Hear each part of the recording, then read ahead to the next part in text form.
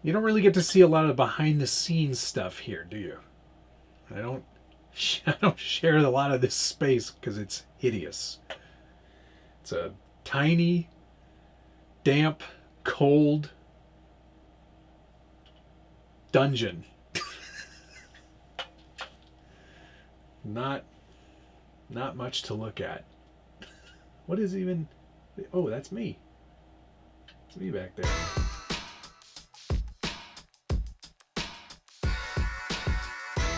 Welcome back to the Skilled Builders Guild. Thanks again for watching episode 86 of What's on the Bench Weekly.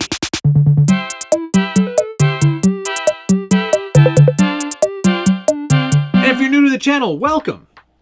This is a show where I do things on the bench and share projects, tips, tricks, mostly just me talking. But this is a jam-packed episode. I got a lot of things accomplished this weekend because there weren't any reviews to do. I could focus on my own projects, which was really, really, really great. I enjoyed that. First on the bench, here is the CUCV. It's a Chevrolet pickup truck. It's been featured a lot on this channel. This is a long-term project because I'm putting in long-term effort. And what did I do this week? I almost forgot. It's got the beginnings of a very nice looking engine bay now.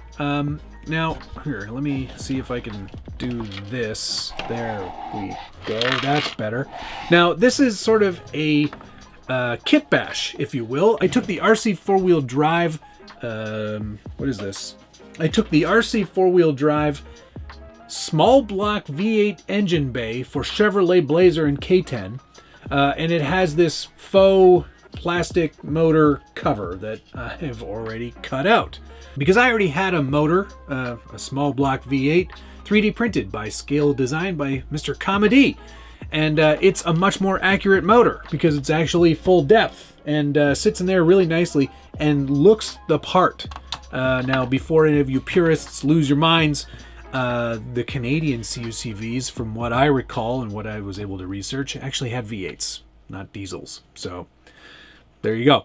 But yeah, it's a nice little combination of using some molded plastic parts to give me that nice,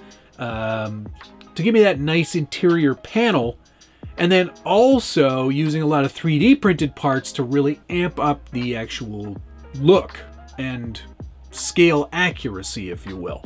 So lots of work to do on that still, but it's coming along really nicely, and it, to me, is just a lot more accurate now that it's got a little bit of both worlds here. Molded plastic, 3D printed plastic, and of course we're going to detail it up with all the wiring and everything and make it look as weathered and accurate as possible.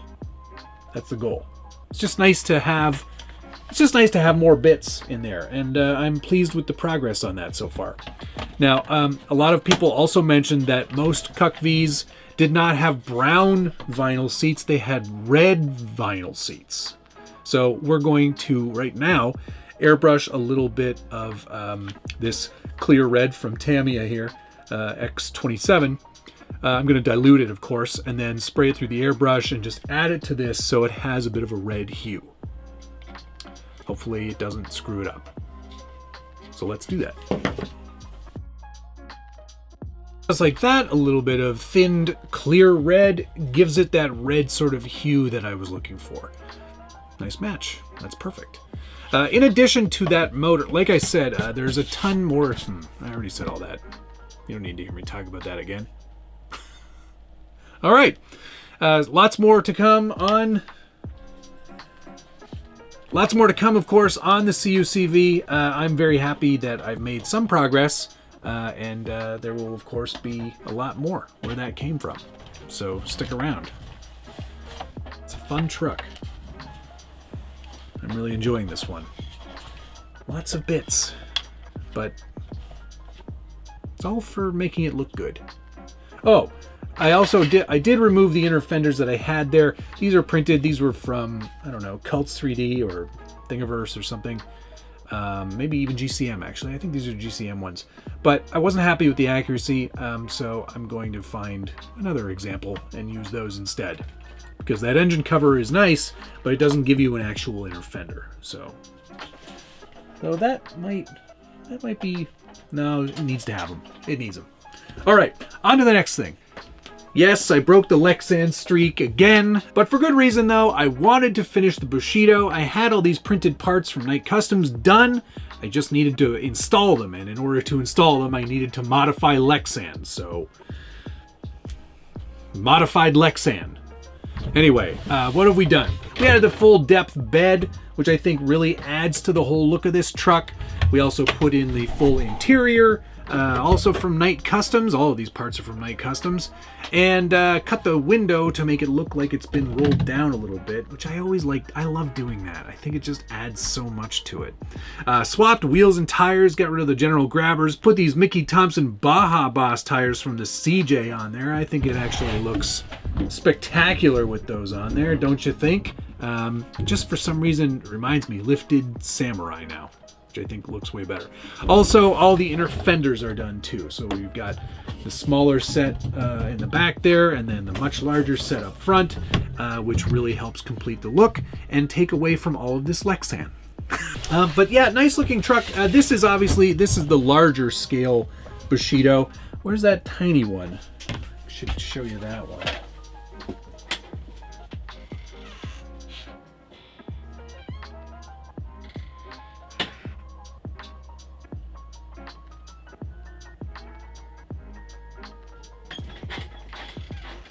Element sent me this one last week or the week before, and while I like the detail of the big one, it would be so great to do all the little details on the little one. This one is just the right size for 10th scale or 9th scale.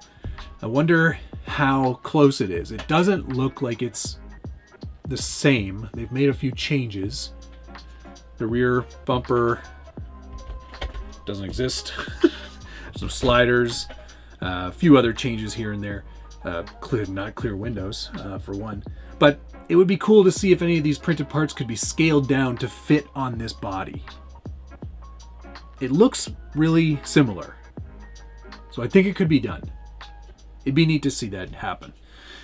So James, if you're watching, start thinking about the little guy. Although this one for me is the perfect wheelbase for my hard body conversion, so I think we're gonna do that and then put a different hard body on the other one.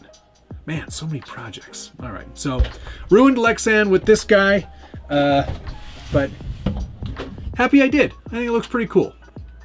So if you're interested in any of these parts, I'll be sure to put links down below. And of course, if you're enjoying this video and you like seeing trucks in any kind of state, throw me a like.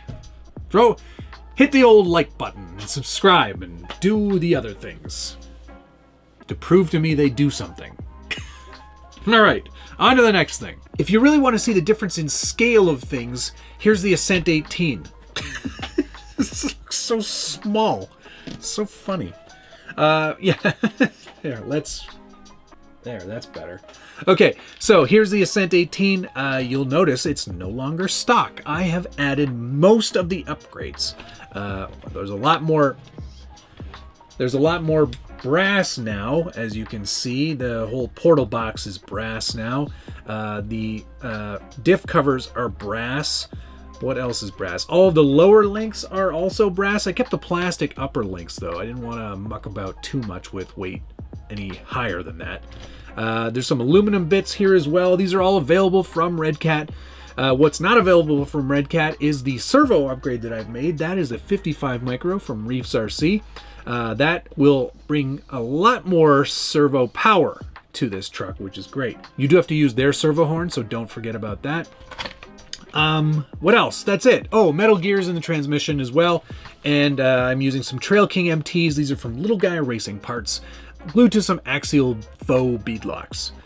So there you go. That's what I've done to this truck so far. And I'm going to be taking this with me to Arizona. How fitting. That's where Red Cat's from, when I go on vacation. So we'll film some stuff on the rocks with this little guy. I think that'll be a lot of fun. Thanks again to Red Cat, of course, for sending me all the parts. It's pretty spectacular, the amount of upgrades that are already available for this truck. I'm really keen to see what the aftermarket thinks of it, and if they do anything with it as well. Do you think that this is a worthwhile platform of upgrading? put a comment down below. You know I love reading through your feedback, and I try to answer as many of those comments as I can. All right, on to the next thing. Next on the bench, this cookie. I just made a cookie. I made a batch of cookies. Next stop, Great British Baking Show. Honestly, though, the next thing on the bench is the Volvo. Yes, it is Lexan week, so I actually did some things and made this a pretty fun car.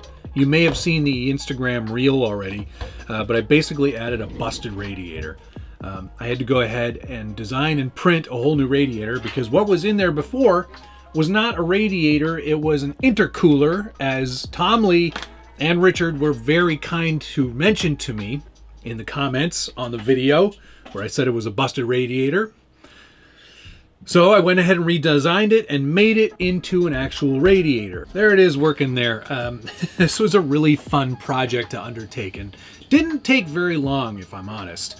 I saw these, and these are, this type of thing is pretty common in a lot of toy grade RCs. They always put one of these on the back, add a couple LEDs, and then it makes it look like smoke or flame is shooting out the back of it.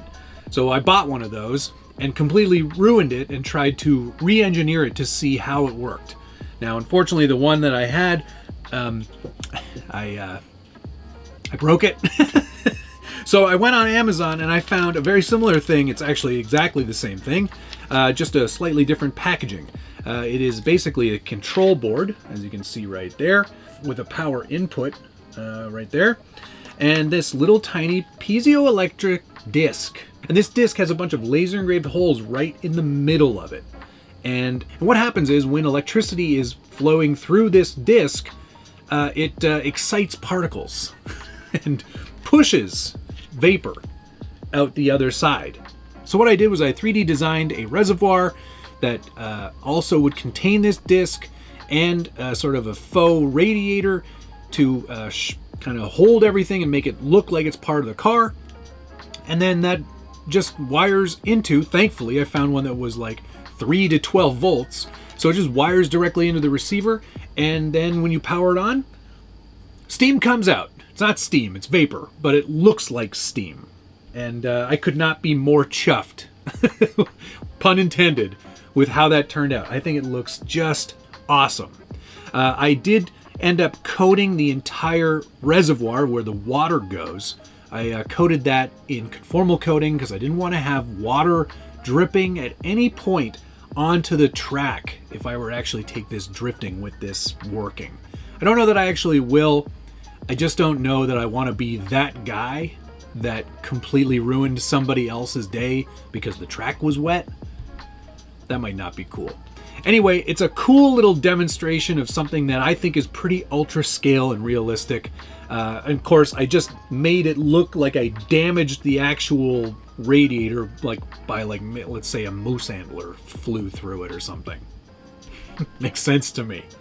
Anyway, if you're interested in doing something like this, I can actually, you know what? I'll share this file on Thingiverse. How's that sound? I would recommend some type of silicone glue to glue this into place in the actual radiator housing, because I think I used, what did I use? Super glue? Yeah, like a rubberized super glue. I wouldn't recommend that. Get some silicone glue, it'll do you a lot better. Anyway, there you go. That's how that all went, and I'm pretty chuffed with that. I gotta say, it's pretty fun. It's a different look, and if you hear it, if you listen, you can almost hear it hissing like an actual radiator that's been busted. So there you go. I think that's going to do it, though, for this week. Thank you so much for watching, and of course, we'll see you again next week.